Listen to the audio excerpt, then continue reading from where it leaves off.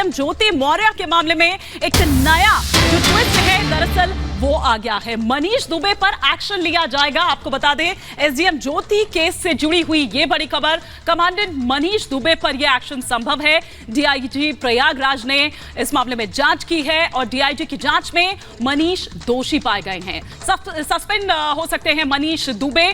Call record से मनीष के खिलाफ जो सबूत है वो दरअसल सामने आए हैं। डीआईजी प्रयागराज रेंज ने यह रिपोर्ट सौंपी है। और हमारे साथ हमारे सहयोगी लोमस इस वक्त जुड़ गए हैं। लोमस, क्या खबर आ रही है इस पूरे मामले को लेकर? बहुत चर्चाओं में लगातार ये खबर है, लेकिन इस वक्त क्या खबर आपके पास एक्शन को लेकर?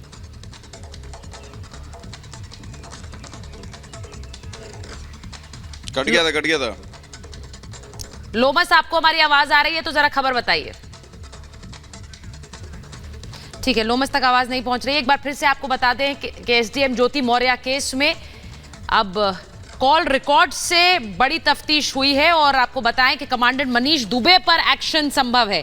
सूत्रों के हवाले से जो खबर आ रही है वो ये कि मनीष दुबे सस्पेंड भी हो सकते हैं। डीआईजी की जांच में मनीष दोषी पाए गए हैं।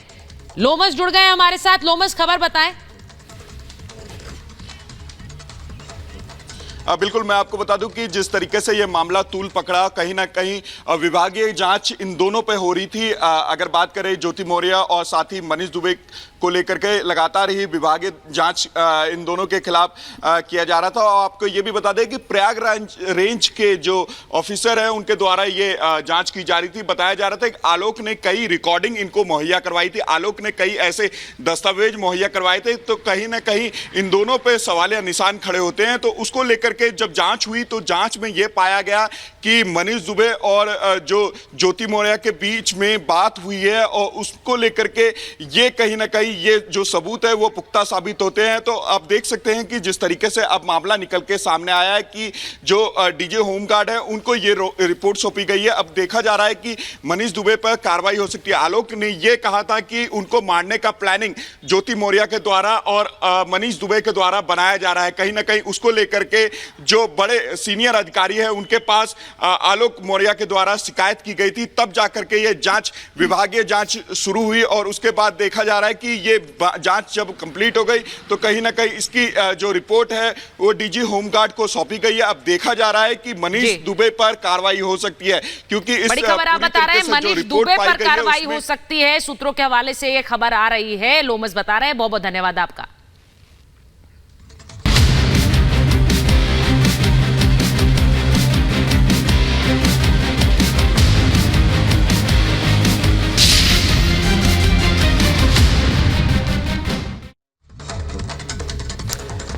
और बंगाल पंचायत चुनाव से जुड़ी हुई बड़ी खबर आपको बता रहे हैं। रुझान आने शुरू हो चुके हैं और रुझानों के मुताबिक टीएमसी को पंचायती चुनावों में बढ़त हासिल हो रही है। जो खबर हम तक आ रही है वो ये कि बंगाल पंचायत चुनाव में मतगणना जारी है और जो शुरुआती रुझान आ रहे हैं उसमें टीएमसी को बढ़त मिल रही है। यानी 2018 के पंचायती चुनाव में जहां पर टीएमसी लीड कर रही थी, नंबर 1 पर टीएमसी थी, दूसरे पर बीजेपी थी। इस बार जो शुरुआती रुझान आ रहे हैं उसमें भी टीएमसी इस वक्त लीड करती नजर आ रही है। और इसी पर और विस्तार से हम बातचीत करते हैं। ग्राउंड पर सीधा रुख करते हैं। कूच बिहार में इस वक्त मौजूद हैं हमारी सहयोगी गायत्री और साथ ही साथ मुर्शिदाबाद में इस वक्त हमारे सहयोगी विवेक शुक्ला मौजूद हैं। एक बार मैं गायत्री का भी पहले यहां पर रुख करती हूं। गायत्री, जो खबर इस वक्त आ रही है उसमें टीएमसी बढ़त लेती हुई नजर आ रही है, जहां पर आप इस वक्त हैं वहां से क्या जानकारी मिल रही है, क्या आंकड़े सामने आ रहे हैं?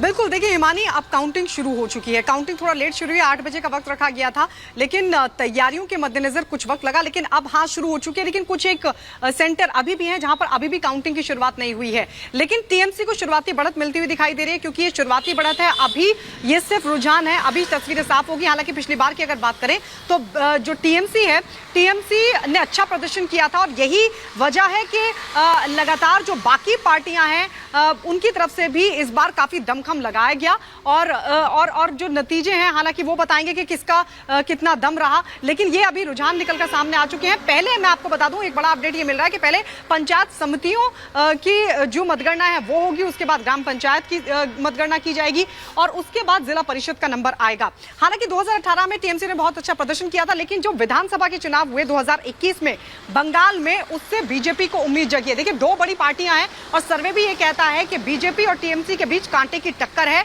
और कांटे की टक्कर के बीच अब देखना होगा किसका पलड़ा भारी होगा, क्योंकि देखिए विधानसभा चुनाव में भी लेफ्ट और कांग्रेस बिल्कुल हाशिए पर चले गए थे, लेकिन बीजेपी ने 77 सीटों पर जीत दर्ज की थी। 77 सीटें आप सोचिए विधानसभा की।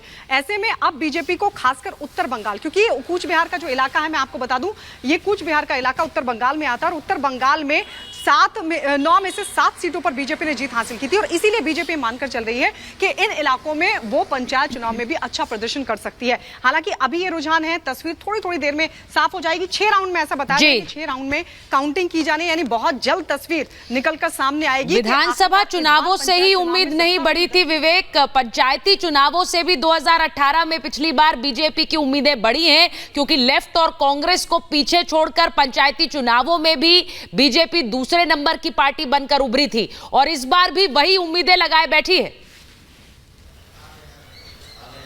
बिल्कुल सुचेता, इस बार भी उम्मीद वही है या फिर कहा जाए कि उससे ज्यादा है, क्योंकि इस बार टीएमसी पिछली बार के मुकाबले थोड़ी सी कमजोर नजर आ रही है। वजह है आपसी तनाव, वजह है इलाके में टीएमसी को लेकर जो विश्वास है वो कहीं ना कहीं कम हुआ है और इसकी वानगी निकाल कर सामने आती जब निर्विरोध प्रत्याशी कम चुने जाते हैं। क्योंकि बंगाल में माना जाता है कि गांव की जो सरकार होती है वही गांव की सरकार राज्य के लोगों के मस्तिष्क में क्या है ये बताती है और इससे आज ये साबित होगा आज जब रिजल्ट फाइनल आएंगे। हालांकि अभी मैं जहां पर मौजूद हूं, बहरमपुर गर्ल्स कॉलेज, ये जो काउंटिंग सेंटर है, यहां पर अभी बस 5 से 10 मिनट में काउंटिंग शुरू होगी, क्योंकि यहां पर व्यवस्थाएं बनाई जा रही थी तो काउंटिंग शुरू यहां पर होने जा रही है। लेकिन कहा जाता है कि जो पंचायत चुनाव की काउंटिंग के परिणाम है उसको आते आते तकरीबन 24 घंटे का समय लग जाता है, तो एक लंबा वक्त जरूर होगा। लेकिन सबसे बड़ी बात है कि 73,000 के समथिंग जो पूरी सीटों की संख्या है, ये बहुत बड़ा डेटा है। 2,06,000 प्रत्याशी उम्मीदवार जो मैदान में है, उनकी किस्मत का फैसला होना है।